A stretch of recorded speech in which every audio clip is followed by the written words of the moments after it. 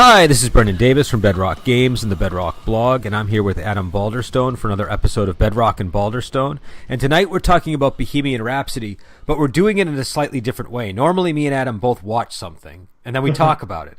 But this time I watched something twice, so once for each of us. And Adam is now going to be sort of more here as a curious questioner, I think, of my own experience as a moviegoer. You stole my viewing from me, so I just have to talk with you as someone, because I'm interested. It's definitely a movie I want to see. The same craziness that's making us late on podcasts is also making it difficult for me to see movies. It's definitely worth seeing. Now, are you a Queen fan? Because I don't think me and Adam ever talked about Queen before, so I'm curious. Yeah. I mean, they're a band I've always liked. I mean, pretty much my whole life. I don't know many people that don't like them, to be honest. I've met a few. It's always surprising when I do, though, and they're usually not happy people, I've discovered. But there's definitely people that Queen rubs the wrong way. Yeah, I mean, it's very over the top music, so I can see people being annoyed by it, but I'm fine with it. I mean, I've liked Queen for some time. Well, my first encounter with them was when I saw The Highlander as a kid. And I don't think the first time I saw it, I probably didn't notice, but then when I rented it because I was so into the movie, I watched it with my dad, and that, it says like music by Queen at the start. And my dad was like, "Oh, that's kind of interesting." And I was like, "What's that?" And he's like, "Oh, Queen, they were like a really strange band from the 70s." And that just piqued my interest in them. And then I started paying attention to the music of the movie. And, and then as I learned more about music, it was a band that was, among people I knew that played instruments, they were always very respected just because of all the experimentation. And Brian May is not just a good guitarist, but he's like a technical master of getting the guitar to sound the way that, like he understands how the actual sound operates as it goes through all of the, different amplifiers and how the electrical stuff all works. There are videos of him on YouTube just breaking it all down. And Freddie Mercury has this amazing voice that is pretty unique, I think.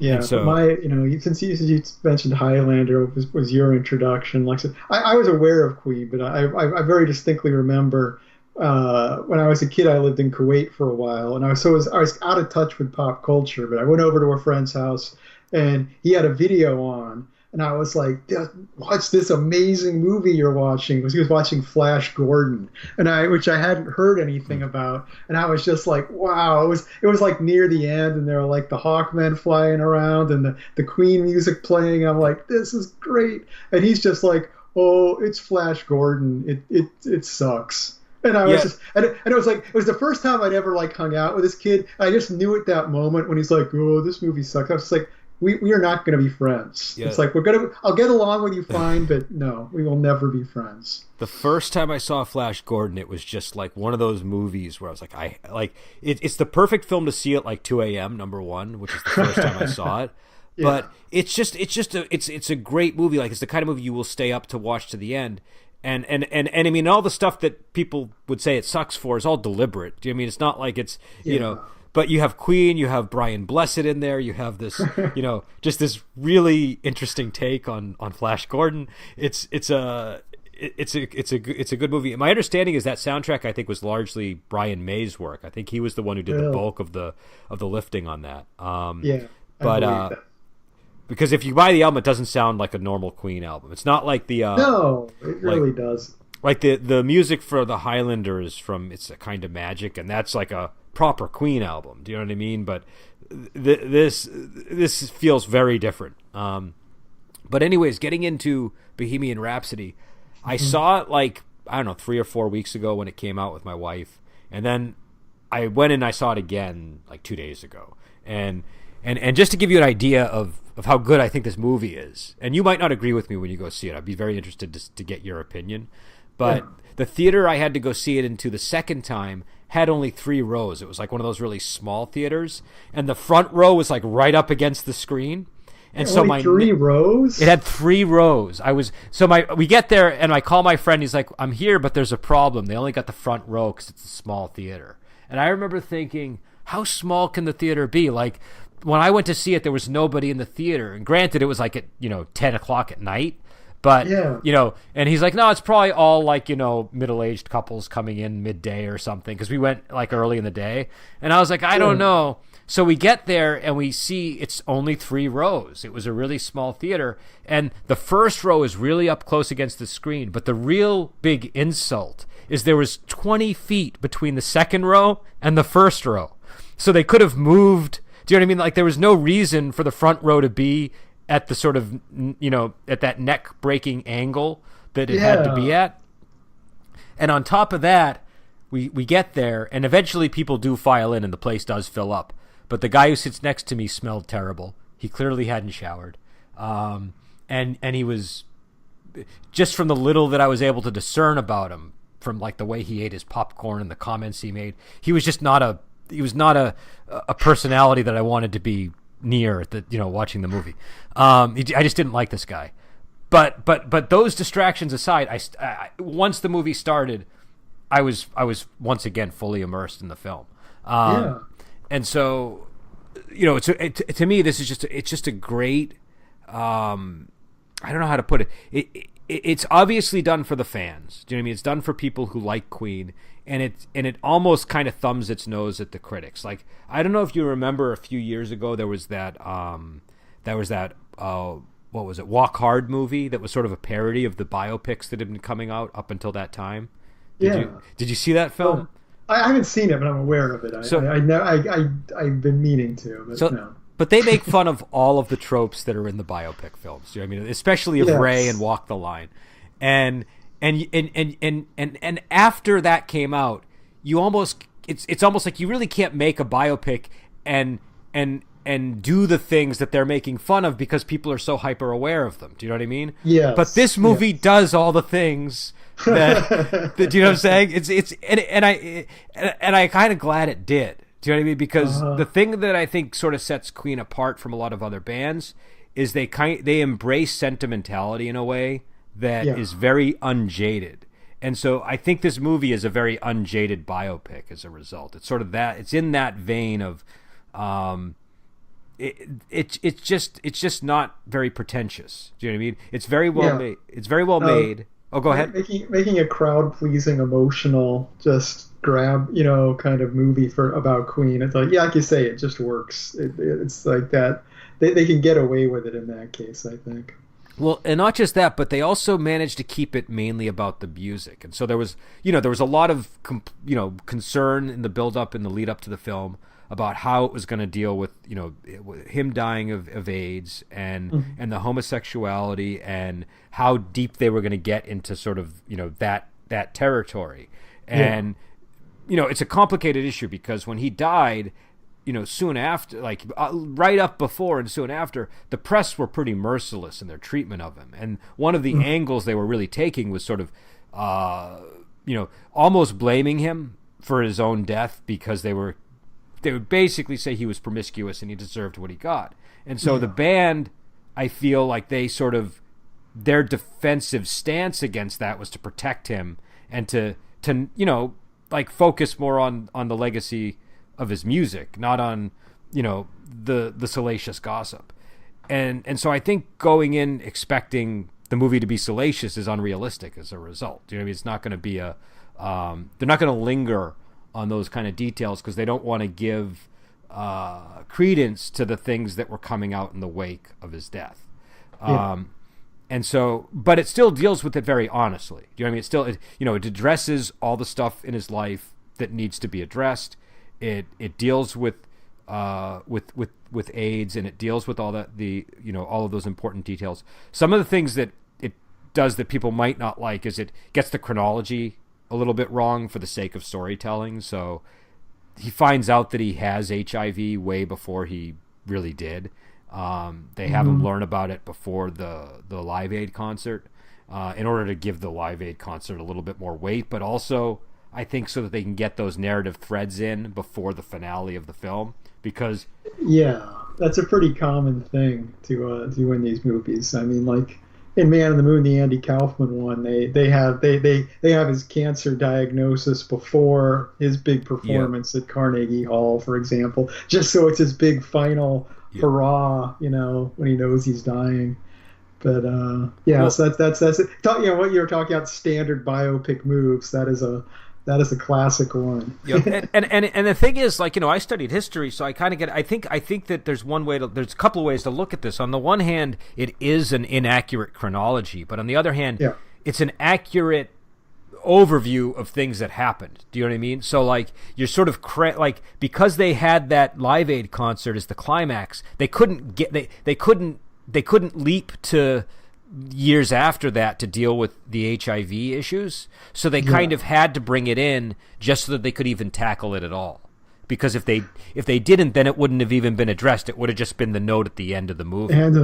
Yeah, exactly. And I mean, I don't know.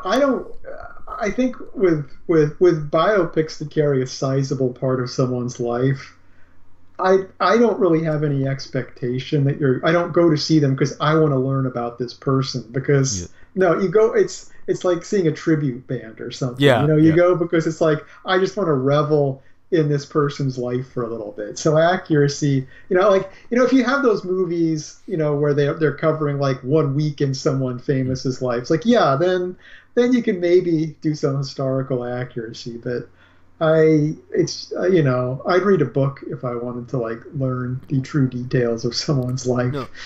No, I would agree, and I think what you're going to get from this film is you get a really good depiction of Freddie Mercury by the actor. Now the actor, in my opinion, looks nothing like Freddie Mercury. I think that's one of the maybe one of the bigger weaknesses in the movie. But the performance is really good. Like he sort of gets the two ends of the spectrum. You have sort of the really confident performer with all the charisma on stage, but he really emphasizes the shyness that you hear about with Freddie Mercury, when he's actually dealing with people off stage. Do you know what I mean? And so, and they do get into some of the other things too, like, some of the wildness and stuff. But I thought that it worked because it was a much more human performance than if he was like, stage Freddie Mercury the whole time. And it's, I mean, for me, ultimately, I mean, if somebody doesn't look like a famous person in a movie, it might bother me for like the first 5 minutes or so. But if they're giving a good performance, I'd rather have the person who's going to give a really good performance than the person that looks like them and just, it's like, we cast this person because they look like them. You ultimately end up with a better movie. No, and I will say, for the rest of the band, the people they got looked pretty identical to them. But their roles are significantly smaller. Like they're definitely, I mean, they get plenty of space in the movie, but the focus is clearly Freddie Mercury. Do you know what I mean? Like that is the focus of the film. But you do get a sense of the band, and you also get the accurate sense that this was a band, that it wasn't just Freddie Mercury. Do you know what I mean? I think that's one of the things I think a lot of the people that are criticizing the film are missing, is they don't seem to understand that even when he was alive, he resisted the label of being called the leader of the band. He always made a point of saying he was the lead singer, but he was, one among, 4 people. I think I might be wrong on this statistic, but I seem to remember a trivia point I heard somewhere about Queen once was that it's the only band where every band member wrote a #1 hit song. I think that's probably true. It's one of the few bands where if you listen to a typical Queen album, you'll hear other people singing on it. You won't just hear Freddie Mercury. You hear, you hear Brian May or Roger Taylor singing on the often the songs that they wrote. And it's one of the things that gives Queen this variety that makes them, kind of unique. And also, they're the kind of band that, people contributed different amounts, but you got a sense of everybody contributing to the music overall. I think it's, Mercury, May, and Taylor, and then, Deacon probably, but it's a band. It's not a one-man show. And no, I think definitely not. But I think something's happened where a lot of people are familiar with the iconography of Mercury and they're not as familiar with the music. And so they anticipate less band, more focus on him. But again, it is about Freddie, but the real star of the movie is the music. Do you know what I mean? They focus on the musicianship, on the writing, and I think the closest movie I can sort of compare it to for that reason is Amadeus. Where, like, you watch Amadeus and you get all this crazy stuff that Amadeus did, but the real thing that's the sort of center of the film is Amadeus's genius. That's why Salieri is the contrast. That's why he's the bad guy, because it's Salieri's mediocrity against the genius of Mozart. And so this is that kind of movie where it takes the music seriously. It's not just sort of like a you will get those few moments that you always get in a biopic where somebody gets an idea and it's sort of, you could sort of, where the genesis of an idea is a little too cleanly packaged, but you also get like a real, I don't know. I feel like there was an effort made to kind of understand, how this music was constructed. So like the center of the film is like the midway point, like the literal center, not necessarily the thematic center, but it might be, is the recording of Bohemian Rhapsody for the Night at the Opera album. And again, it doesn't go into as much depth as the documentary on Bohemian Rhapsody does, which goes into tremendous depth. But it goes, I feel like they cover all that ground, fairly well. Yeah, exactly. Like I said, it's, when you do a movie that covers a short period of time, if they wanted to do a movie about the making of that album, then you could really get into it. But there's only so much you can do. But what's interesting is the film ends with the Live Aid concert, and they pretty much do the whole concert. Like I haven't like lined it up and been like, did they skip over any bits? But like, I mean, I've seen the Live Aid concert, and it's like 20 something minutes of music at the end of this film. And it's still the movie. It's like you're still watching the movie. It's not like credits are rolling and Live Aid is going on. So I thought that was an interesting move because it's kind of an odd structure to kind of end it with like a 20-minute concert. Do you know what I mean? It's a yeah. I mean, I guess it worked, but I'm trying to think of another movie that did something like that, but I'm not coming up with anything. No, because there's really, I mean, it's almost not like, it's not a typical climax. Like it's, I mean, a lot of people are attacking the movie for being, like kind of a cookie cutter biopic in some ways. But like, to me, that was an unusual way to end the film. And it was, I think, pretty risky, because what happens if like you're sort of highlighting their greatest works over the course of this movie in really amplified ways, and it's easy to win people over that way. But what if you get to the concert and it doesn't have the same resonance that it had at the time that they did it? Do you know what I mean? Like all it takes is people in 2018 not digging one of those songs, and the ending kind of falls apart. But it worked. And so again, I think. And also, there was a lot of slick editing in this movie. Like, again, it does do all the biopic things, but it's a really well crafted movie. It's one that I think deliberately doesn't please critics. There's a section at the, like, after they record Bohemian Rhapsody, they sort of go into they do the video of it where you have all four heads in the darkness and they're singing, and then they put blurbs up from the critics, and they're all like the negative blurbs that Queen, has gotten, and so I feel like that was, I think that's sort of, they knew going in when they made the movie that this was sort of a movie for fans and not for critics. And if you look at Rotten Tomatoes, I haven't looked at it in a week, so maybe it shifted, but a week ago it was like 94% favorable among viewers, and like 60 for critics and like 40 something for like the top critics.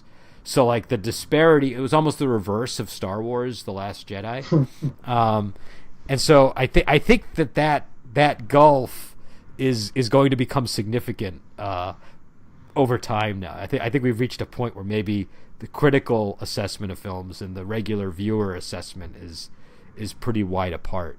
Yeah. Well, I mean, It was. I think definitely. Well, it's interesting actually because for so long critics making a biopic was, even if it was the most formulaic thing in the world, was it was a really surefire way to get critics behind you a lot of the time. Like critics would always eat those up as a formula, and it's, you kind of bring up the walk hard thing. Maybe sort of like critics have gone, they're like afraid to like the classic biopic. That's sort of what I'm getting at, because like a lot of that Judd Apatow style humor, it's kind of like this jaded look. It's sort of like you're making fun of people for achieving things and doing things. Do you know what I mean? Like, and I liked Walk Hard. I thought Walk Hard was a really funny movie, actually. Like, because it kind of took the topic seriously. Like, they actually made real music to go with it, and there are a lot of really bad biopics too. Yeah. I mean, I the formula can be done well, but for everyone that does it well, there's about 9 that you're just like.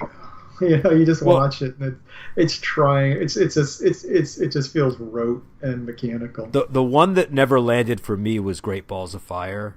That one always stuck out, and maybe it's a product of its time. But like, there's a really there's even one moment in the movie where the line kind of blurs between this being a movie about a person and this being like a music video about a person. Do you know what I mean? It just didn't work. But yeah, I mean biopics, they're tricky because so number one, I should preface this with, when I was a history student, biographies were considered like the bottom of the barrel, pulpy thing for historians to read. Like, biography is like the lowest on the totem pole of all.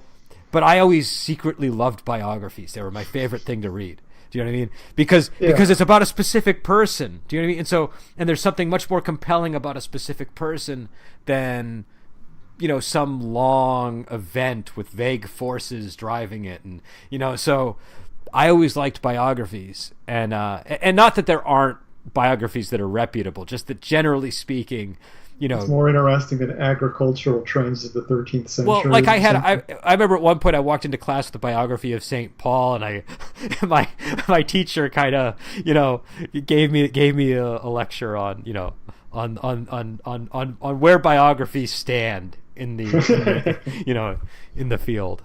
Maybe things have changed since I was a student, and maybe it was just the teachers I had, but biographies were generally frowned upon.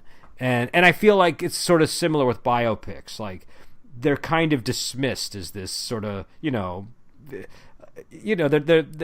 not always. Again, I think especially because a lot of the biopics we get tend to be about musicians for some reason, and music tends to drive them. Music is one of these things where I think sophisticated people are somewhat wary of music because it can immediately impact you and affect you, and has this power.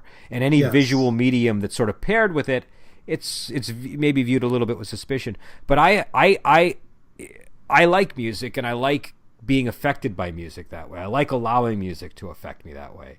And I think this is a kind of movie that does that. It's sort of the and again, that's in the spirit of Queen. This is a band that was inspired by musicals half the time. Do you know what I mean? Like show tunes were a big part of what made Queen's sound work, in addition to a lot of other elements, and so and that's if you ever see a musical, that's kind of what that's about. It's that you sort of you sort of giving into sort of the emotional impact that music can have. And you're allowing it to kind of have all the. It's sort of the thing that makes all these other elements of the show enter into your mind so easily. Do you know what I mean? Yeah, no, I agree. And you're right. The critics are always very wary of a movie that that you often hear the criticism of emotional manipulation. Which technically is something all movies are trying to do, but some of them are more obvious about it than others. But yeah, I mean, I'm of two minds. But I mean, there's definitely movies where I feel like this movie's trying and failing to manipulate me, and I can see the wires. But I'm not I think some critics get too obsessed with looking for the wires. Yeah. They look for the wires and it just ruins their ability to really just sink into a movie. I mean, I want to go and I want to have an experience, and to an extent, I want to be manipulated. Exactly. It's like I want you to succeed. I'm willing to meet you halfway, Mr. Movie Maker. Like, to bring up another biopic, in Immortal Beloved, there's that line where I forget his assistant's name, but he had that assistant who he asks him, what's the meaning of music, or what's music all about? And the guy says it like, he gives some, really trite answer, like, it elevates the soul, or something like that. It was slightly more poetic language, and Beethoven, played by Gary Oldman, basically scowls, and I think he's writing at this point because the guy's writing to him and he's speaking. And he says, no, if you hear a march, you march. If you hear a dance, you dance. Music tells you what to do. And like, in some ways that's true. Like, that's sort of what music does. But you have to allow it to do it. You have to be open to it doing that to you. And so with movies, I can get up and walk away if I don't like the way a movie is manipulating me. But if I like it, I continue to watch it. Do you know what I mean? That's sort of, and so I agree with you. I think that people sometimes you got to just kind of give into the experience of a movie and not be so guarded. It goes back around. I mean, biopics and Queen are an interesting combination because they are both, that's something, Queen is accused of. They're just bombastic manipulation. It's just so over the top and trying to, there's nothing genuine there. And like, you get the same argument on biopics a lot. So, but it is kind of the perfect storm for critics to get upset about it. But here's the counter argument to that. Like, they say, like, okay, there's nothing there, right? Like, it's like take a song like The Show Must Go On from Innuendo, right? That's like, I mean, it's one of these kinds of songs. It's sort of like, between the chord progression and the meaning and messaging of the song. It would, if you're jaded, it seems like, that's like it's a really easy thing to be cynical about that kind of sentiment, right? Like, the show must go on. But then when you apply the context of what was happening to the band and to Freddie Mercury at the time, that this guy is dying of AIDS and he's singing the song, The Show Must Go On, it's sort of like the sentimentality can be this really naive thing, but can also be the product of, like, undergoing all of the horrors of the world and realizing there's value in it. Do you know what I mean? And so sometimes it's just genuine emotion, not false sentiment. I mean, like I said, I might comment out, some critics look too hard for the wire. Sometimes there isn't actually a wire there. Sometimes it's just the real thing. Yeah, and that's what I'm saying. So, but I feel like with Queen, that's sort of the thing that makes it so stark, is the fact that, like, you in the hands of another band, you might have heard that song and said, well, what do they know? But you can't really dismiss Freddie Mercury saying that to you when he's dying of AIDS. Like, it's like, look, I'm dying of AIDS and I'm still singing this song. What are you doing? Like, why are you not getting? It's very inspirational. And and just to bring it, to connect that point, like, I actually wrote an email to Brian May about that. I somehow found some weird email address online and wrote a message, and I was saying, like, I was really sick, and this song in particular I found very inspirational. And he wrote me back, and I got, and like, again, I'm I don't want to discuss the details of the message because that's private, but I was very impressed by the words that were in the email from him. It was clearly him, and it sort of to me, it just hammered home the fact that this was like because he wrote that song, like, him and Freddie worked on it together, and I think he wrote most of the verses after the first verse, and so I feel like that shows that it's a like you said, it's a genuine sentiment, that it was connected to things that were going on in their lives at the time, and it's kind of like a powerful song as a result. And I think that this movie is similar. It's that kind of a thing. So and another thing, to get onto a lighter topic, because that's pretty heavy, is I I was thinking about it, right? This movie ends at Live Aid, right? And one of the things people were complaining about is, well, we're never going to see all the stuff that happens with Freddie when he's dying of AIDS, and all this like other second act stuff that Queen was doing that was so important. And I realized that this movie is like exceeded like all other biopic films in terms of its box office. Like it's a huge success. Like I'm not good with numbers like that, but like from what I gathered, it's done really well. And if anybody has information otherwise, certainly send it in. But what I was hearing was that this is like a huge hit, like beyond what anyone would expect. And so that tells me it might have been smart to end at the Live Aid thing, because they could do a sequel. Do you know what I mean? And I don't think there's ever been a biopic sequel. Do you know what I mean? Right? Like, can you think of a biopic sequel that's been done? Ooh, that's a good question. I don't know. If anything comes to me, I'll blurt it out. But yeah, I think another element too, though, is just I think Freddie Mercury would be fine with that being his, that would be that being the way he's remembered. Yeah. I mean, it's like I don't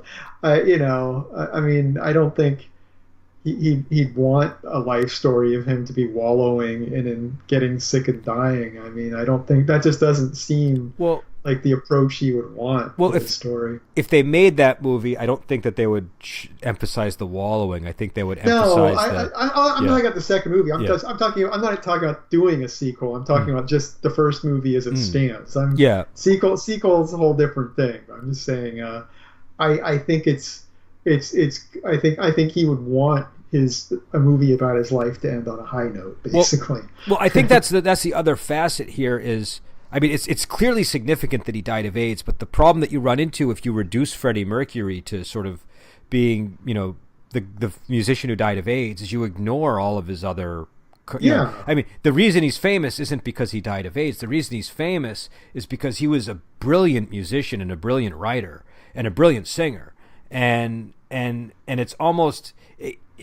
When you start trying to make him like a poster child for all these other things that were part of his life, it reduces him a little bit, and that kind of is just as somebody who likes music, that does irk me, because I think that especially if you look at a song like Bohemian Rhapsody, that's a really unique song. Not many people would have been able to come up with that. That was a really clever idea, and that's just one example. No, but.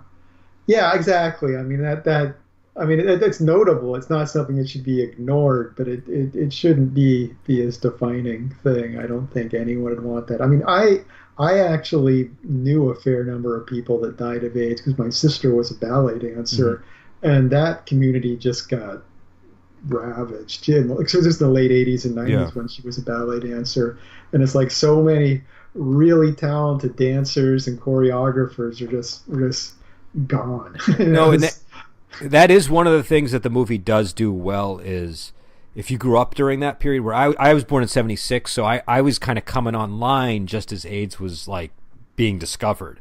Like I remember sort of, it sort of slowly became defined as AIDS, but it was this really sort of eerie thing initially, and it really captures that confusion and that just the atmosphere surrounding it. And they do a pretty good job of that. I think they actually did a really nice job of blending the news media of the day with the events that are going on in the film. But again, the focus is still the music, which I think is what it should be. So it's kind of it's a really surprisingly well balanced film as a result.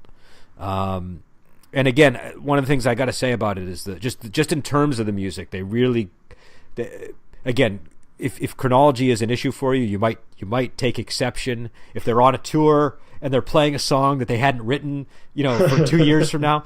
But musically, the film works really, really well. And if you're a fan, you'll like what you're hearing, and you'll sort of know all the music, but you'll kind of hear it in new ways because of where it's placed and how it's either mixed or just amplified, or what it's paired with. But if you're new to Queen, you're gonna it's a really great first exposure, I think, to some of their music. It gives you a real nice overview of all their material, and yeah. So I think I only have one real criticism in the movie, which is at one point in the film, they're trying to convince I think some record exec who's played by Mike Myers, which was a really interesting choice, to make Bohemian Rhapsody the single of A Night at the Opera, and he doesn't want to do it because it's too long, and they have Roger Taylor call Bohemian Rhapsody Bo Rap, and maybe, I mean, it was the 70s, and so there was a period where people were sort of condensing what they said in the 70s, but that to me felt like a very modern kind of that doesn't feel, I mean, I could be wrong, maybe it was a real thing, but it doesn't feel right, at least. Yeah, it feels like a modern, like the thing we do with celebrity couples. Do you know what I mean? It felt like that sort of a thing. So that was the only moment that kind of leapt out through the screen at me. But it's possible I'm wrong. Maybe Roger Taylor called it Bo Rap and I just didn't realize it. If you're listening, Roger, just send us an email and we'll correct it in the next podcast. But yeah, so I think it's a really good movie, and I enjoyed it so much I had to go see it again like a week or two later. And I'll be curious to see what your reaction is. Hopefully you won't see it and be, have the complete opposite reaction now that I've had this another podcast about me complaining about how terrible it is. Yeah. But yeah, no, it's very celebratory, but also appropriate at the right moments, and I think if you're a fan of the band, you'll